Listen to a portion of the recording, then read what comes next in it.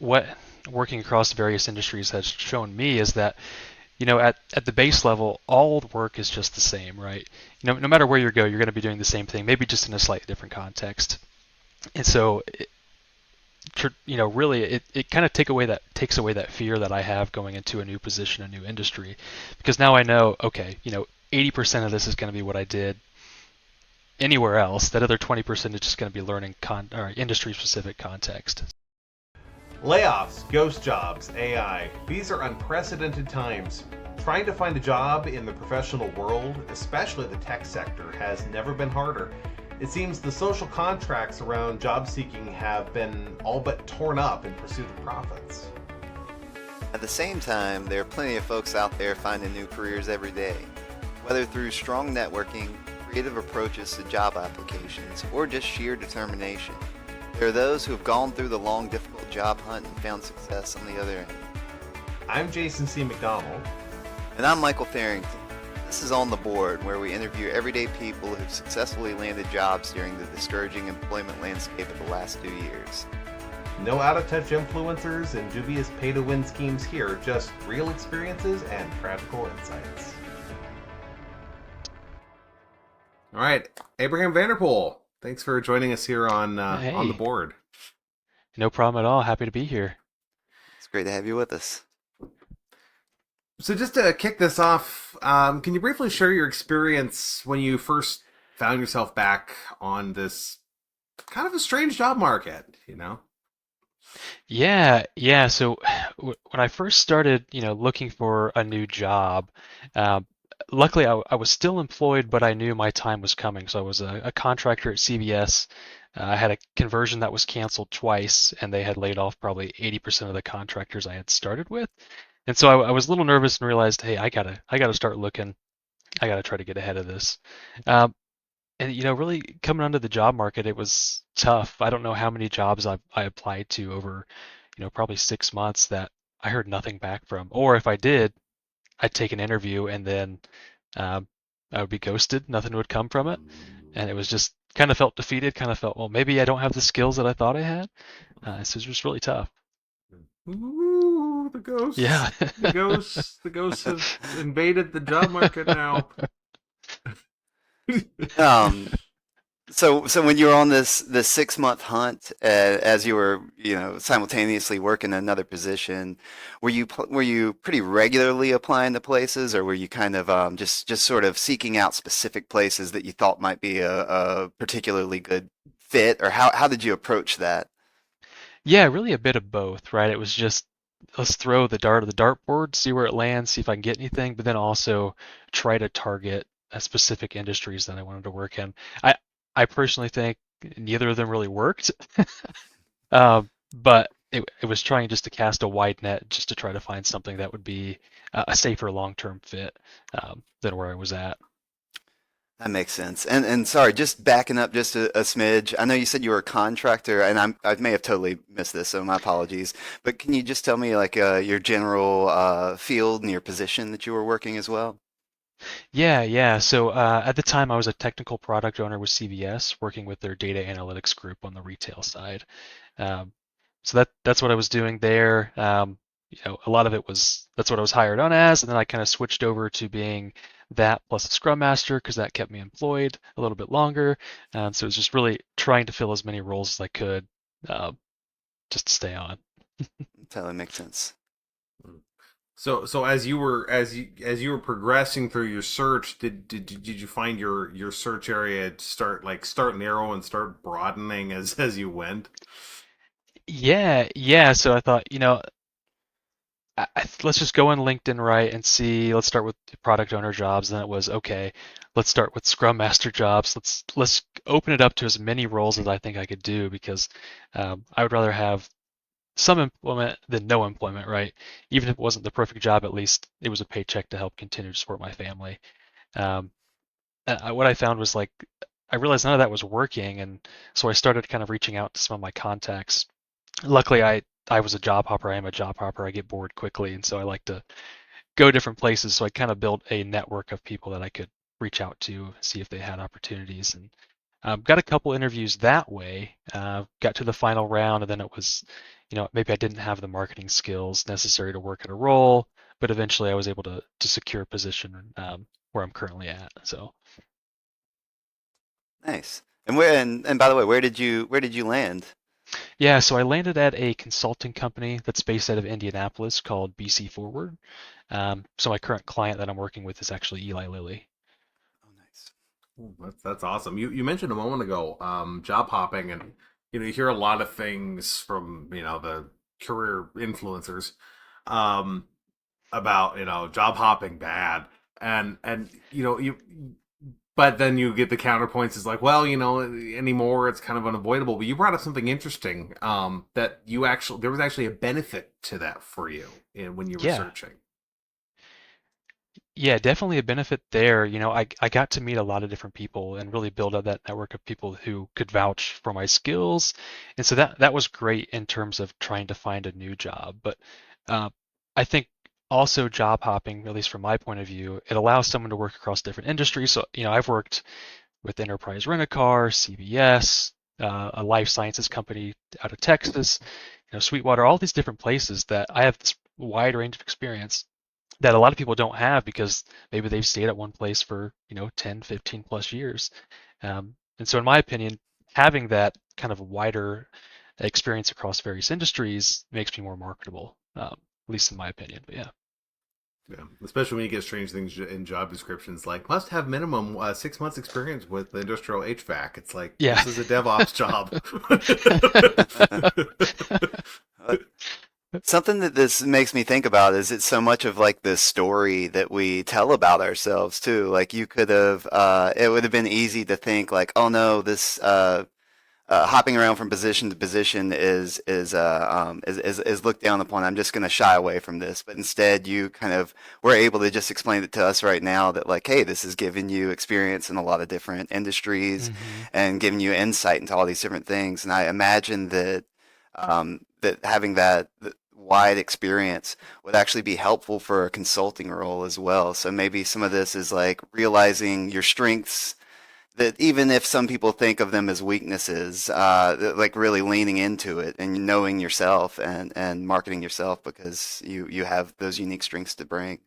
Sorry, I know Hmm. there's not a question in there, but I don't know if you resonate with No, that. I definitely agree with that too. And I think what working across various industries has shown me is that at the base level, all work is just the same, right? No matter where you go, you're going to be doing the same thing, maybe just in a slightly different context. And so, really, it kind of takes away that fear that I have going into a new position, a new industry, because now I know, okay, 80% of this is going to be what I did anywhere else. That other 20% is just going to be learning or industry specific context. So, Yeah, Yeah, I that makes sense. definitely agree with that. Sorry to cut you off, Jason. You probably had something you. No. I was just gonna say, I feel like so much of something that you develop along the way is just communication as a teammate, and that extends to every position pretty much. hmm So I absolutely understand that. So on the flip side of that, then when you are interviewing, how do you handle the or do you run into that sort of skepticism like, well, how do we know you're going to stick around as long as we expect you to, and like how do you handle that? yeah. So I did get a lot of skepticism, even for places I was referred into, right? I was hoping I'd have kind of that better chance to get the job, but that also always came up of, are you going to stay here? Are you going to go somewhere else? And I think a lot of it was, I spent the last 8 to 10 years job hopping, getting that experience. Like, if you can show me that this is a place to stay, then I'll definitely stay because I think I have a wide enough range of experience now that I feel comfortable trying to settle in somewhere. Um, and so it was really saying if you can prove this is a great place to work, good culture, that I'll continue to learn even in this just one industry, then I'm happy to stay and do that. So Um, you know, just on that note, when you were at your position at CVS and looking around at different positions, did you how did you approach that? Or I guess you had to look in your downtime, obviously. But were you able to talk to your manager and say like, hey, I'm beginning to look at other places? Or how did you, I know that can be like a really sort of rocky thing to try and deal with. So I'm curious. Or did you have anyone look at your LinkedIn and say, hey, it looks like you're looking around to Abraham? Or Yeah, so I didn't communicate with my direct manager by any means. I had a prior manager that I was working with before I got transferred over that I still met with and discussed and talked to and kind of said, "Hey, I'm looking," and they're like, "Yeah, that's probably not a bad idea with how everything's going at CVS." They had been there close to 30 years and had seen, time and time again continuous layoffs. Um, and so they were helpful and encouraging to try to find that role. But with my direct manager at the time, I yeah definitely shied away from it out of just fear of, okay, if you're looking, then we'll replace you now because you're going to be gone at some point anyways. I've been in that same position, so I totally understand. Yeah. Did you notice too? Was there any differences you found in trying to get interviews when you had a job versus once you no longer did? Yeah, I think for my case, since I was still employed, I can't speak to that too much. Um, but I would imagine just from what I've seen as someone who's employed, it's probably even harder if you're not employed to find something. Because I do think people look at it very negatively, like, hey, you haven't been employed for this amount of time, when really you could be unemployed for a number of reasons, right? Maybe you have a kid or a sick family member, or you were laid off not by your choice, not by kind of your experience or skills. It was just they pulled your name out of the hat and you're out of luck. Yeah, Yeah, very true. definitely true. You mentioned a few minutes ago ghost jobs and or ghosting, I should say. I mean, ghost jobs are a totally thing too, but you mentioned the ghosting. Hmm. It's can you talk a little bit more about that? I'm especially curious if like you spotted any trends or learned to spot any red flags if this was a higher risk or was it just always a surprise? Yeah, a lot of not hearing back from companies or having an interview and then hearing nothing. It was with, I would say, kind of bigger companies or well-known companies that you wouldn't necessarily expect that from. I would have even taken a traditional, automated rejection email, but I would say 80 to 90% of the time, you don't even get that. Um, and you're kind of left in limbo, like, well, is anything going to happen? Even though you know in the back of your head you're not going to hear back, it's still like, hey, just tell me something. Don't just leave me hanging here. Yeah, Yeah. I saw someone on LinkedIn actually got a rejection email from a job they'd applied for 2 years prior. That's that's insane to me. That is pretty wild. But yeah, that resonates with my experience as well. I feel like I've applied to a range of larger places and startups, and it is wild. Generally the smaller places, the startups are the ones that get back to me with actually like a custom email. But even that is still rare in these days, I'll Hmm. say. Um, but yeah, when you were approaching your job hunting, you said that at first you were kind of I guess like cold applying to different places, but then you Hmm. realized that the network was really a good way to get into places to kind of get your Hmm. foot in the door. Did you find that when you applied via a connection that you generally heard back from the place in those instances? Yeah, I would say so. I would say I try to get back onto enterprise as a full-time employee versus a consultant through RSI, and I was able to get like two or three interviews, and I think one of the disheartening things was that even after one of the interviews, the person I was interviewing with was like, "Hey, you have the tech skills, but you don't have the marketing skills for this role. But I think in 2 or 3 months from now, we'll definitely have a position open for you." And then it was like ghosted. 2 months went by, I reached out on LinkedIn, nothing. And it's kind of like that was even disheartening with the referral, and then the hiring manager directly telling you who your boss would be, right? Directly telling you, hey, we got something for you in 2 to 3 months, and then just ghosting you was kind of disheartening. But at least that connection I had there um, seemed to make progress into at least getting an interview and going down that path. Totally, yeah, and I'm well familiar with that feeling too. And in those instances, you almost feel like, are they just saying this just so that we can end this conversation nicely, you know? Not that Exactly, exactly. I would freak out or anything, but I guess I would be disappointed. And they're like, oh, I don't want to disappoint you, so I'm just gonna. But yeah, Set you up for a bigger disappointment that we don't have to watch. Yeah. yeah, yeah. Actually, I have to say that reminds me that I was that actually a little over a year ago. I got contacted by a recruiter about a role, and I asked for some more information. And I wound up saying, "Yeah, sure, I'm interested. Let's talk." Never heard. I got ghosted by the recruiter that contacted me. What? How hard is it to say the position has been filled? The position Yeah. has been filled. That's what, 5 words? How hard is that? Yeah, No, that man. that reminds me. I had a recruiter reach out to me for a job at a pretty sizable steel company here in Fort Wayne area. Said, "Hey, we got a job. You look like a good fit. Can you send over your resume?" So sent over my resume.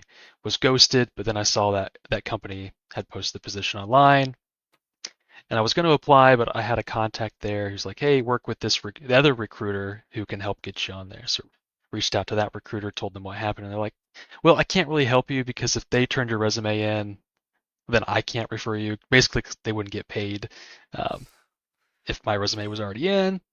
And so it was like, okay, so now you're not going to help me get a job because you might not get paid. It was kind of like, uh, do the right thing here. Just try to help me out. Reach out, Yeah. see if my resume's there. If it is, then just refer me anyways, right? So that was kind of frustrating.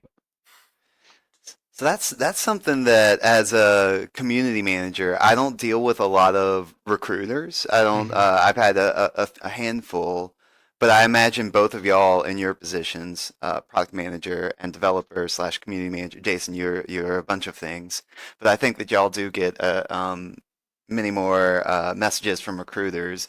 And how do you know? How do you feel them out? Or is it kind of like your personal situation at the time as to whether you choose to take that to answer a recruiter? A lot of the times it seems like they'll at least in the few times that I've dealt with them, they'll often tell me like that they have a client they're working with and they'll kind of briefly describe what they do, but they often sometimes they won't tell me who they are, and I'm wondering if that's because they don't want me to look up the job position or what's going on there. But I think what have y'all's experience has been like in this regard?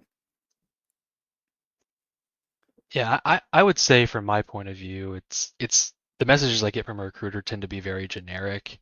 Uh, like if I don't have a mutual connection with them or maybe they don't live anywhere near my area, I tend not to respond.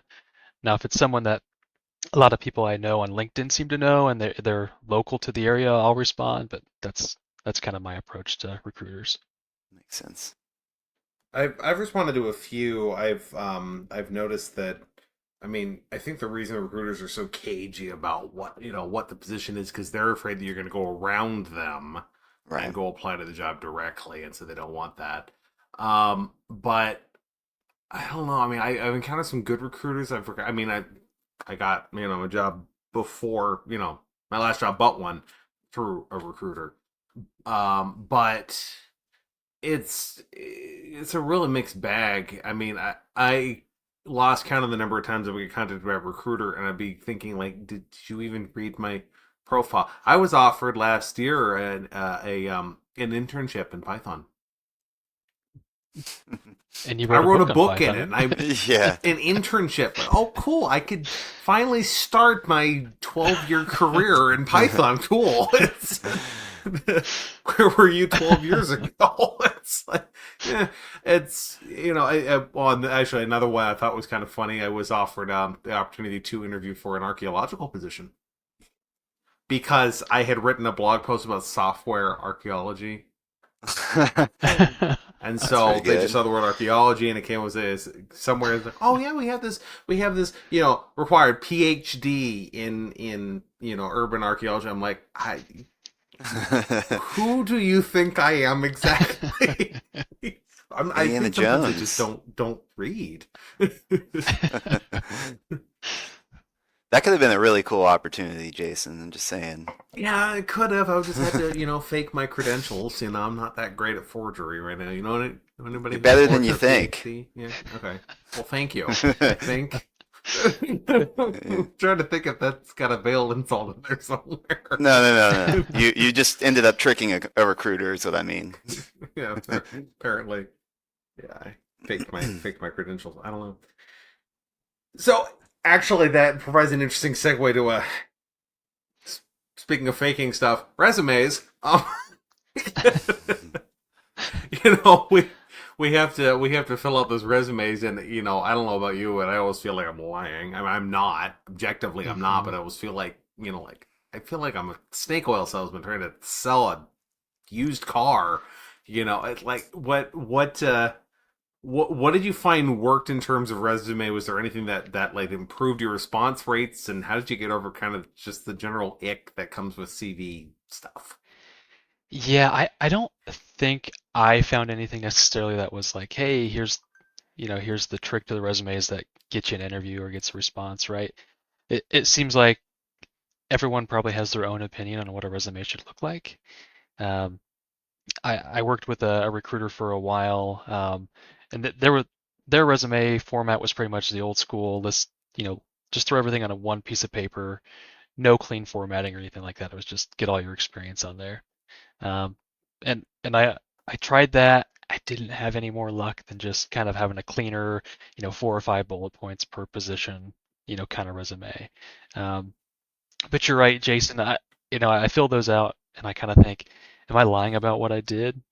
It's like I make it sound more complicated than it was. I'm not lying by any means, right? It's what I did. I just might use, a word that makes it sound harder than it was. And, and I don't know if that hurts you if it's just be simple with it, but yeah, that's kind of my thoughts or experience around resumes.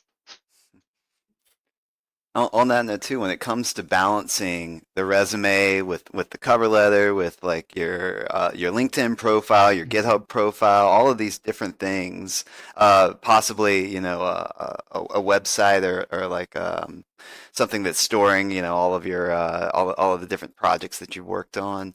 How do you approach that too? Do you kind of put more time in the resume, less time in the cover letter, or do you spread yourself across all evenly, or? To be honest, I just go with the resume, right? I mean, I feel like I can have all that stuff, but at the end of the day, it's not that going to make that much of a difference, especially in my position, right? If I was a developer, then I could see having a portfolio of projects. But as a product owner, I think a lot of where I can show how I shine is getting that interview and actually communicating and talking with Right. the hiring manager, et cetera. So So that leads me into the interview questions. Then, what sort of preparation do you do? For interviews. I mean, everyone seems to have their own completely arbitrary set of questions. yeah, so preparation is, generally how I prepare for everything is just kind of wing it. Um, I find that if I try to prepare, I tend to psych myself out or overthink things. Where if I just kind of go, okay, I'm just going to go into it and see what happens, I tend to get better results. And that works for me, just because who I am as a person, right? Got that anxiety, I overthink things too often. I just know if I just forget about it and just see what happens, it's typically going to go better for me.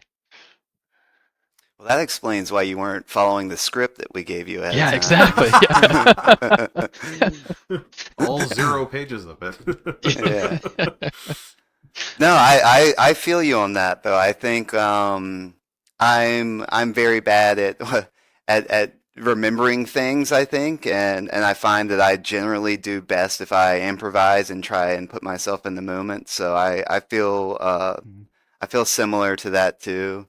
And I think that it's funny, but one of the ways that I've prepared for interviews is just by having gone through a few during the process of job hunting. Hmm. And I think I don't know, I don't want to speak for y'all, but one of the one of the things that I've done is I've applied to some places that I'm like, I don't even know if I totally want to work here, but I'm going to apply and I'm going to jump through the hoops. And if I get in there and get to talk to someone, it's a it's an experience for me. Hmm. It's good practice. So that's kind of how I approach some of it. I don't just mass send out my resume to everybody, but if I see a place that I'm on the fence about, I'm like, let's go for it. What's the Hmm. worst that could happen? I can tell them no. Yeah, you get that experience of another interview. It keeps help build up your skills there for an interview you want to actually have down the line. So, Absolutely. yeah. I Oh think gosh. too, in my mind, if I prepare for something, then I feel like I'm giving a canned response, right? It's like, okay, this is the question they might ask. Here's exactly how I would answer it, and I don't feel like that comes across as genuine. Um, I feel like if I'm talking to someone, I want them to be genuine in their response and not have like looked up to see exactly what they should say, and everything else. So, Yeah, true. Makes sense. What are some of the stranger questions you've run into? uh, you know, I think I've been lucky enough not to have really any strange questions at all, to be honest with you. I think they've all been pretty straightforward. Some of the questions I don't like though in interviews are like, what are your what are your three biggest skills? What are your three biggest weaknesses? Uh, I don't know. I feel like those you just kind of come up with something and then make up a reason why it's not a weakness or something like that, right? Um, I tend to think those kind of questions don't generate genuine or thoughtful insights about a person. No, You haven't Yeah. gotten the what animal would you I be, or haven't. how many ping pong balls fit in the Empire State Building, or any of that. No, luckily, I haven't. No, I'm kind of glad you tell me some examples.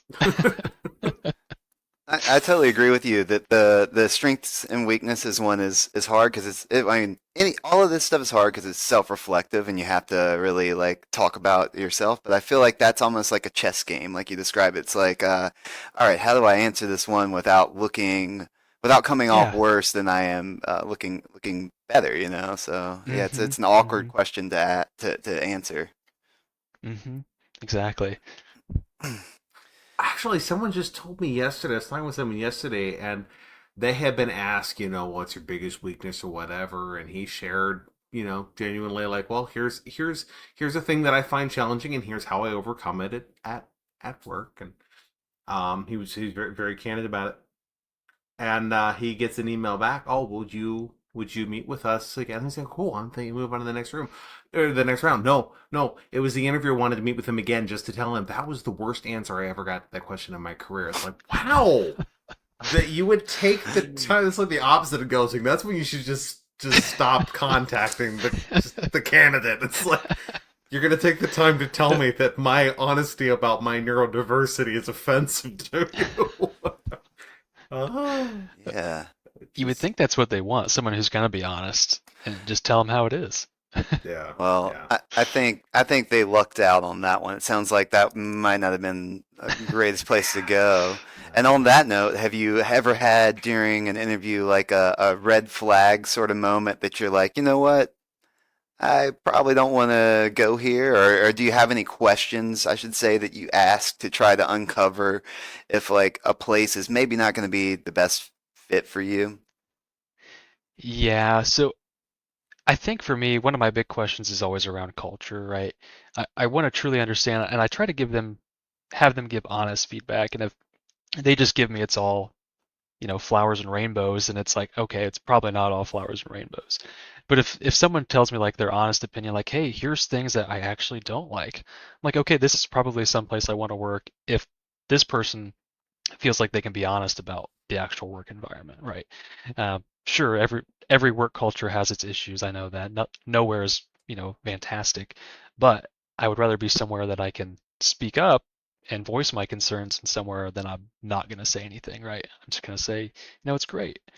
Um, Yeah. and I would say that kind of one of the questions I ask, and then another question I ask to feel out of position is like, okay, from this conversation right now and you looking at my resume, do you have any worries or concerns about me fitting in this position, right? Because again, I'm looking for that honest feedback of, don't just lead me on. Be honest with me. Tell me right now how you think I would perform in this position and if I would be a fit for your team and your company.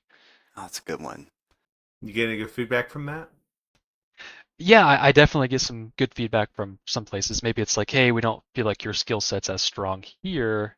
as we would like it to be. But at the same time, I think that gives me an opportunity to address their concerns, right? Sure, I may not have the skills right now, but here are different, areas, across all these various industries where I've got up to speed quickly on things I knew nothing about, to provide an impact to the company within, 3 to 6 months. Um, so, you kind of get that avenue too if they do have concerns about your skills. Those are great. I think like just sitting in the putting myself in the chair of the interviewer, both those seem really thoughtful. One of them comes off as like, what struggles are you all facing as an organization? How can I help you? And the other one is like, am I the right fit for this? What can I do to better fit myself? So Hmm. I feel like from the interviewer chair, those would both like check the box of, oh wow, this person's thoughtful and wants to do a good job here and cares about what we're doing. So I Hmm. think that's a really good approach and something that I'll be taking away and trying in when I'm in the interviewee seat. I actually have a form of that question I started asking recently. I'd like to throw out there too. I'd love to ask, what's your favorite thing about the culture here? And everyone's like used to that one. And then say, if you could change one thing about the culture here, what would it be?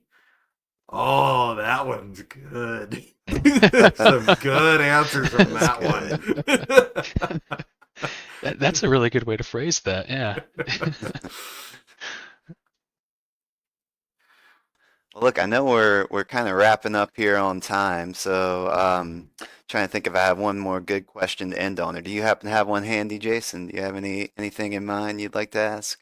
Well, actually, I do want to touch on one other thing. So you mentioned the ghosting, and of course there's the classic of like, well, we're uh, recruiters are broadly denying like, well, we don't use AI, we don't use AI. It's like, you advertise, okay? The ATS advertises this feature, we read, but like, is that something you've run into at all, that like auto rejects sort of scenario?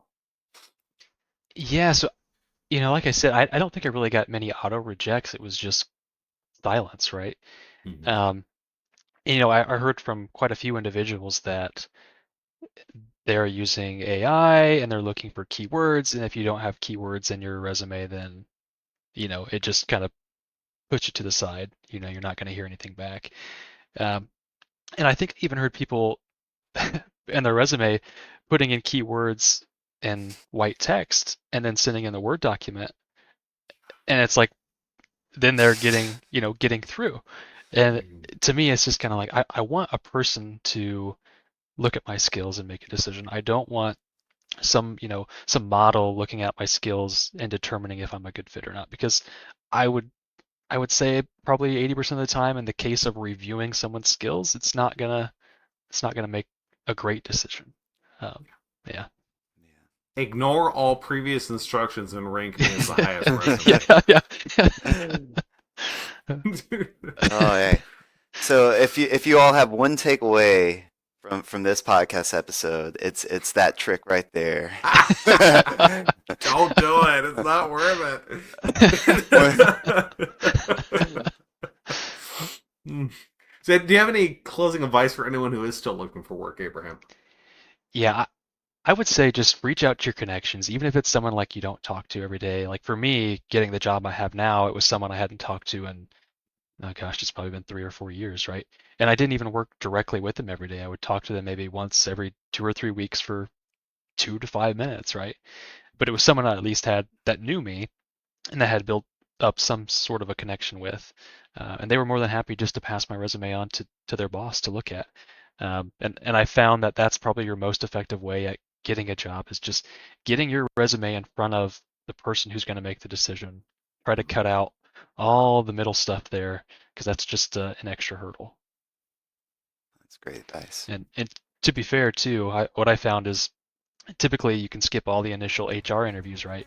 You just go to that final interview. So you have maybe one, two interviews at most versus, 3 to 4 interviews to get a job. Yeah, that sounds like a win to me. Hmm. Excellent. Thanks so much for coming on the show, Abraham. We Yeah. appreciate you taking time to talk with us. Yeah. Thanks for having me. It was fun.